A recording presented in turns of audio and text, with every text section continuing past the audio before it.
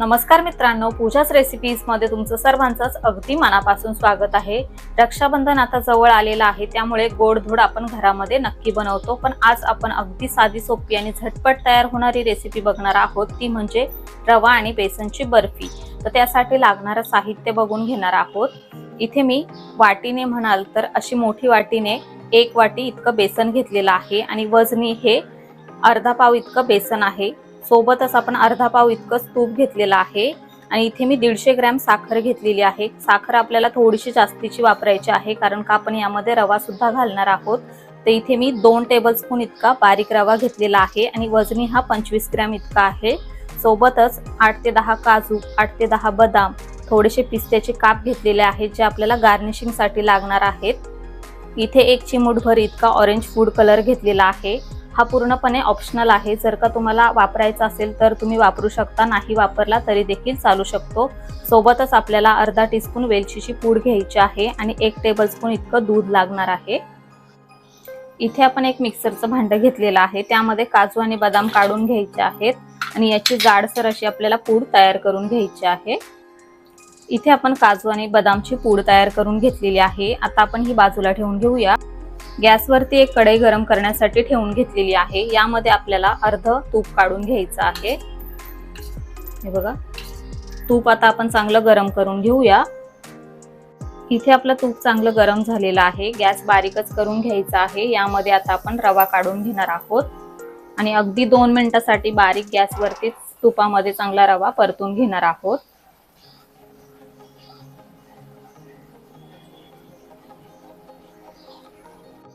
रवा इथे आपण 2 मिनिटांसाठी तुपावरती चांगला परतून घेतलेला आहे। यामध्येच आता आपण बेसन काढून घेऊया आणि चांगलं मिक्स करून घेऊया।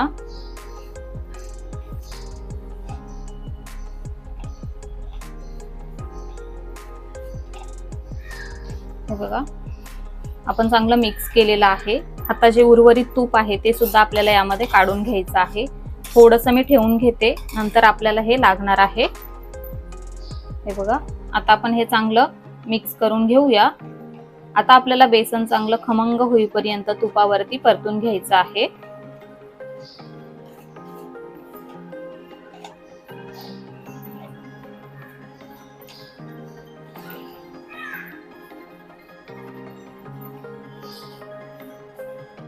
सुरुवातीपासून आतापर्यंत एक 6 ते 7 मिनिट झालेले आहेत। तुपावरती आपण रवा आणि बेसन चांगलं खरपूस होईपर्यंत परतून घेतलेला आहे। तुम्ही बघू शकता याचा रंग सुद्धा बदललेला आहे। आता यामध्येच आपल्याला काजू आणि बदामची जी पूड तयार करून घेतली होती ती काढून घ्यायची आहे आणि चांगली मिक्स करून घेऊया। इथे आपण गॅस बारीकच ठेवून घेतलेला आहे। हे बघा,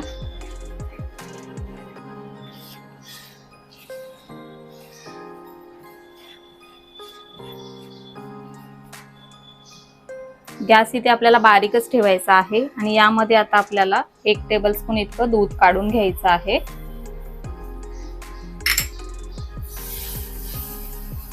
हे बघा, आणखीन आपण 1 ते 2 मिनिटांसाठी हे चांगलं मिक्स करून परतून घेणार आहोत। हे बघा, इथे आपण दूध टाकून चांगलं 2 मिनिटांसाठी मिक्स करून परतून घेतलेलं आहे। दूध यामध्ये घालून घेतलं, त्यामुळे तुम्ही बघू शकता इथे आपल्या बर्फीला चांगलं दाणेदार असं टेक्स्चर आलेलं आहे। आता आपण याचा गॅस बंद करून घेऊया। आता आपल्याला साखरेचा एकतारी पाक तयार करून घ्यायचा आहे। त्यासाठी गॅसवरती आपण पॅन गरम करण्यासाठी ठेवून घेतलेला आहे। आता आपण जी साखर आहे घेतलेली ती संपूर्ण यामध्ये काढून घेणार आहोत आणि जेवढी आपण साखर घेतलेली आहे त्याचा अर्ध आपल्याला पाणी काढून घ्यायचं आहे। तर पाणी सुद्धा मी यावरती काढून घेते। बघा, आणखीन थोडंसं।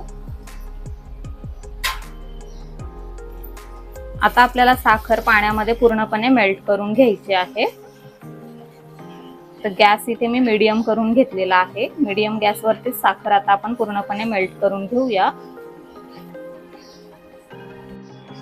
हे बघा, जोपर्यंत आपली साखर इथे मेल्ट होतीये तोपर्यंत आपल्याला एक काम करून घ्यायचं आहे, ते म्हणजे आपल्याला बर्फी ज्यामध्ये सेट करण्यासाठी ठेवून घ्यायची आहे त्याला तुपाने चांगलं ग्रीस करून घ्यायचं आहे। तर आपण ते ग्रीस करून घेऊया।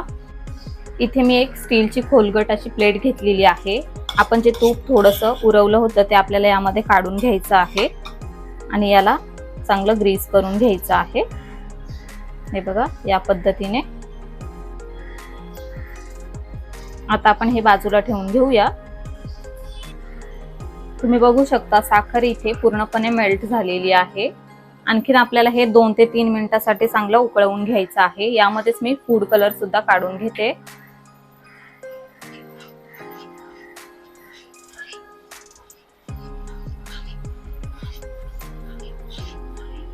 2 मिनिटांसाठी इथे आपण चांगलं उकळवून घेतलेलं आहे। इथे बघू शकता आपला एकतारी पाक तयार झालेला आहे। शेवटचा जो थेंब पडतो त्यामध्ये तुम्हाला तार दिसते का? हे बघा अशी जर तार दिसत असेल म्हणजे इथे आपला एकतारी पाक बनून तयार झालेला आहे। आता आपण गॅस बंद करून घेऊया। इथे आता आपला एकतारी पाक बनून तयार झालेला आहे। यामध्ये आता आपण वेलचीची पूड काढून घेऊया आणि चांगले मिक्स करून घेऊया। हे बघा आता आपल्याला गॅस बंद करून घ्यायचा आहे। बेसनवाली कढई आता पुन्हा आपण गॅसवरती ठेवून घेतलेली आहे। 1 मिनिटासाठी आता आपण हे मिश्रण थोडंसं गरम करून घेणार आहोत।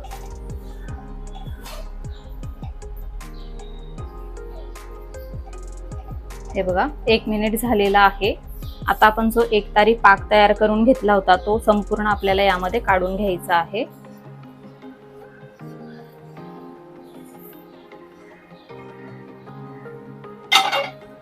आता आपण गॅस बारीकच ठेवून घेणार आहोत आणि हे चांगलं मिक्स करून घेणार आहोत।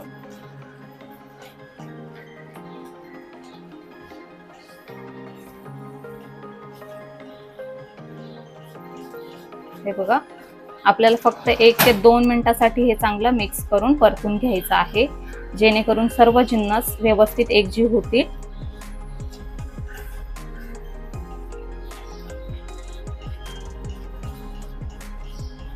2 मिनिट झालेले आहेत। इथे आपण मिश्रण चांगलं मिक्स करून घेतलेलं आहे। आता आपण गॅस बंद करून घेऊया आणि हे मिश्रण लगेचच ग्रीस केलेल्या ताटामध्ये काढून घेऊया।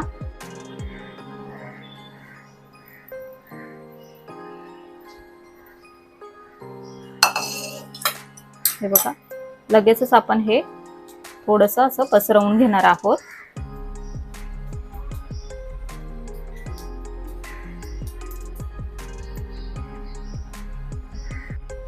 इथे आपण बर्फी चांगली ताटामध्ये पसरवून घेतलेली आहे। यामध्येच आता आपण थोडेसे पिस्त्याचे काप सुद्धा काढून घेणार आहोत।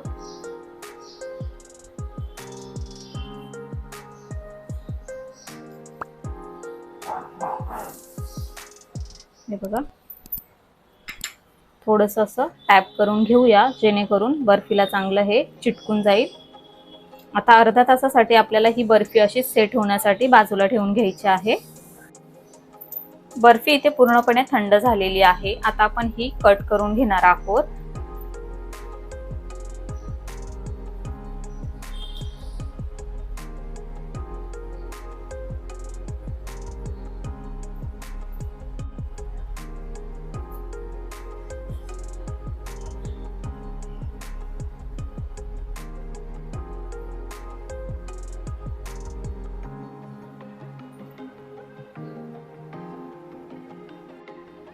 इथे आपण वड्या चांगल्या कट करून घेतलेल्या आहेत। हे बघा अगदी मस्त अशी आपली रवा आणि बेसनची बर्फी बनून तयार झालेली आहे। मी एक तुम्हाला तोडून सुद्धा दाखवते। हे बघा आता आपण याची फायनल प्लेटिंग करून घेऊया।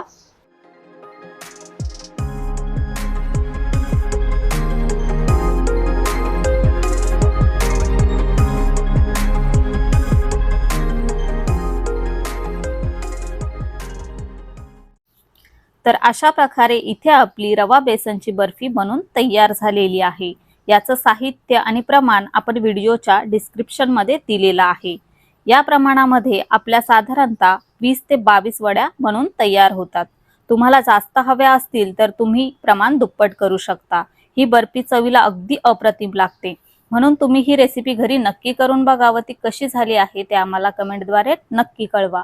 व्हिडिओ आवडला असेल तर व्हिडिओला लाईक करा, शेअर करा। आपल्या चॅनलवरती नवीन असाल तर आपल्या चॅनलला सबस्क्राईब करा।